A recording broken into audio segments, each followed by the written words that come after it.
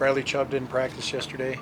Yeah, he tweaked his ankle last week in practice, just a little bit. Played in the game with it this past game. Still bother him a little bit, so we're going to give him this week here to get it right. Was that the same one he had the procedure on? No. With Noah sidelined lately, Alberto, I mean, how do you think he's ready for, maybe a bigger role coming into this season, even if Noah's completely healthy? He's ready. Definitely ready. What have you seen that, gives you that confidence? He's just picked up from where he left off last year. If you remember last year, he didn't play much early. Then he was starting to play more and playing good, having success. And he's just picked up right from where he left off there. He's blocking good. He's a much better blocker than I think people are aware of. We know he can catch good, and he's a good runner after the catch. Really excited about him. Chubb, you think he'll be ready for the opener? I do. Okay. If there were a game this week, could he play, or is it too serious for that? Probably, but never had that question asked nor answered, but probably.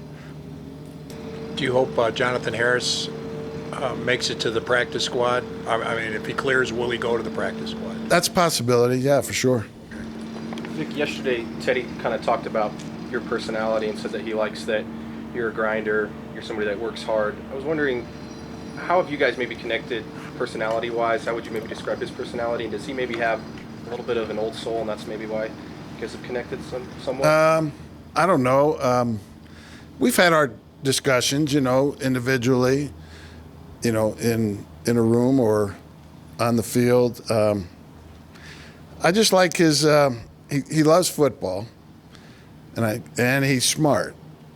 So those are two things that I immediately gravitate towards, and he's got a good presence about himself as far as handling all the stuff that a quarterback has to handle in the NFL. So, yeah, I think we have a good relationship. I think we're a lot alike in some ways, but he's fun to be around and enjoyable. I enjoy our conversations, and I enjoy the person. Hey, Vic, on Saturday night, you guys, one of your sub packages was 3 down linemen, but the 5 defensive backs. Yeah. What do you like about that? Certain personnel in terms of run and pass defense? Yeah, it's a little different front mechanics. The coverage system, as far as the 5 defensive backs, is the same as when it's a 4-2 look. So it's just a little different front mechanics. They have an extra big guy in there. You're taking out one ILB and putting in one big guy, and it's just different for the offense. Any other players not practicing today? Nobody knew from yesterday.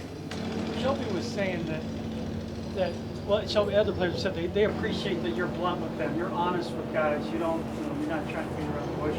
But he said that, too, now this team is maturing to where the locker room players are able to handle stuff more. Are you seeing that with this group as they get older and mature?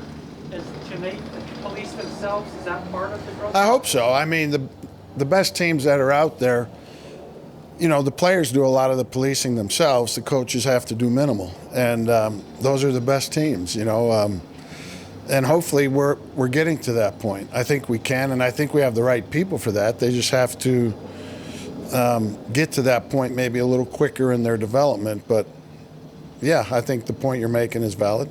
Joe, we talked about tough Septembers last couple of years, too.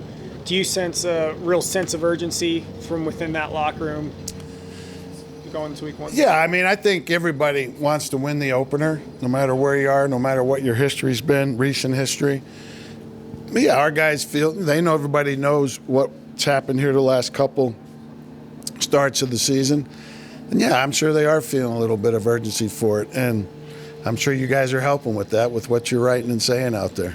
How did you see Surtain grow more comfortable with these last 2 preseason games? Yeah, he's just, I just think he's gotten better each and every week.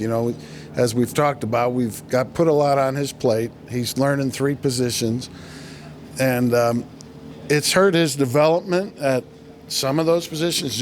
That's just the way it's going to be, because if you have to learn one, like comparing them to Ronald Darby or Fuller, they play corner, nothing else. Well, he's playing 2 other ones on top of that. So, but he's been good at it, and he's very capable, and he keeps growing in all three roles. If you decide to put him on a tight end at any point, what do you like about his size? Yeah, his size and length is helpful. You know, it's what when you play a good receiving tight end, which we do. Everybody says, well, you got to put a DB on him. Well, some of those guys like when a DB's on him because there's such a size discrepancy. And you put a linebacker on him, and the size is maybe evened up, but the athleticism there could be a discrepancy. So there really is no perfect position to put on the guy. You'd like a DB that has size, or a linebacker that has some DB movement qualities. And in Patrick's case, he's got the size to possibly do that and the length. Vaughn said that is the plan. He said last week that the plan is to have Surtain going up against Kelsey and Waller. Is that how you envision it this year as a rookie? It's possible. It depends upon what coverage we're in and how we plan to match it up on each and every week. But he's true in what he's saying, or accurate, but it may not always be that way. Tim Patrick took a step forward last year. How do you anticipate him still being able to make an impact with Cortland back this year? Yeah, I think the same way. I mean, obviously he played much more because Cortland wasn't available. You know, so I doubt that he will play as many plays as he played last year, but he'll still be a big part in our operation offensively. He's a really good receiver. He's a good blocker.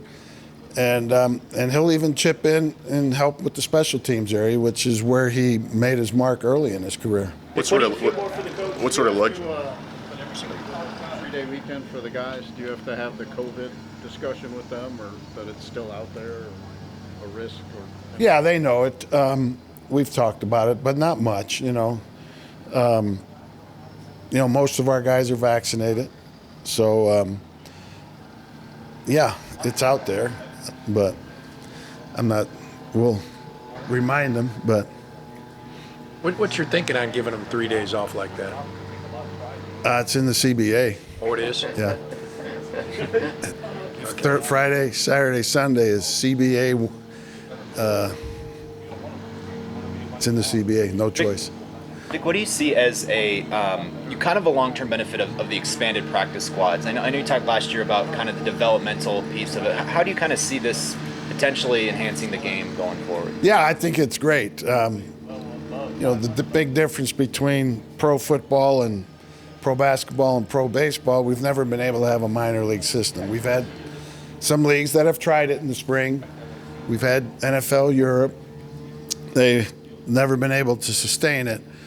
So we don't have a minor league system. And I think by jacking the practice squad up to 16 guys, it gives you a better chance to develop players and keeps them around football, keeps them in your building. They're learning your systems. They're getting the practice. So, in our way, it's our minor league system, and I think it's a good idea. Hey, Vic, last one, Ryan. When you get in the regular season mode next week, you've usually given the players Monday off, brought them in Tuesday. Will that continue this year? No. We're going to give them Tuesday off and bring them in on Monday. What's the rationale then? We had decided that anyway, just to there's benefits to both, okay?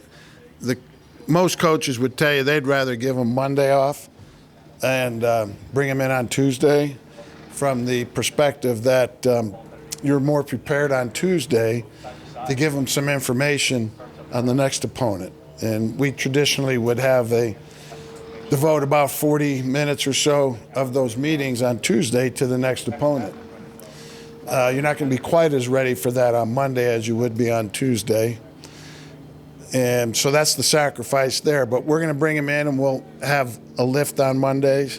And then they'll get their second lift on Wednesdays. Okay, so that's part of the reason they'll have a chance to get a possible third lift on Thursday or Friday.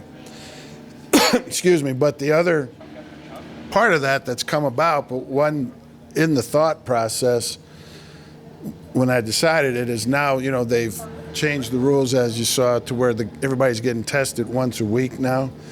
So that test will occur on Monday. So if you get a close contact type thing where you have to be out 3, 4, 5 days, they'll still could be available for this game on Sunday. Whereas if you bring them in, if you wait for that test on Tuesday, you could run out of days. So that wasn't in the thought process first, but yeah. Thanks, Vic. Thank you, Vic. All right.